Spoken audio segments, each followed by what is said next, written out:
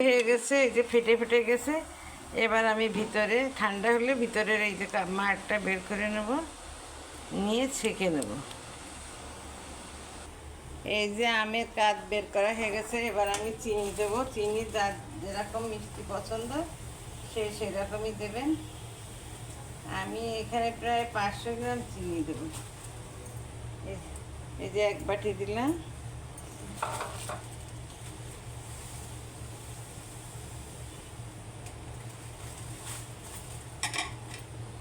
এই 2 বাটি চিনি দিলাম।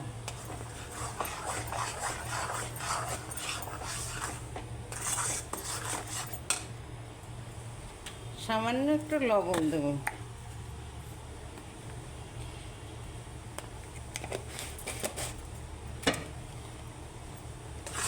আর সামান্য একটু ফুড কালার দেবো। দেখেন কালারটা কি লোভনীয়। এবার আমি লেবুর রসটা দিয়ে দেবো।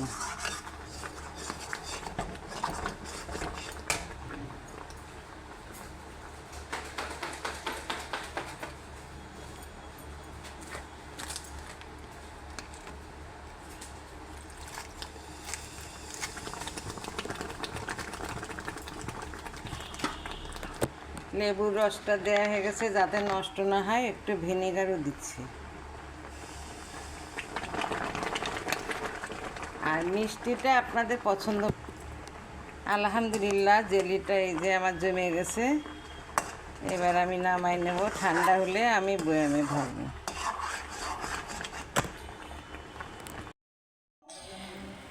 এই যে এরকম ঘনত্ব থাকবে।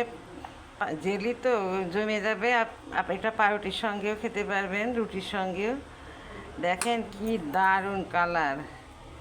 এই আমগুলা দিয়ে আমি বানাইছি। এই যে এই আম আপনাদের তো দেখালাম। এতক্ষণ আমার সঙ্গে থাকার জন্য ধন্যবাদ। আপনারা এইভাবে ট্রাই করবেন। এখন কাঁচা আম প্রচুর পাওয়া যাচ্ছে। আল্লাহ হাফেজ।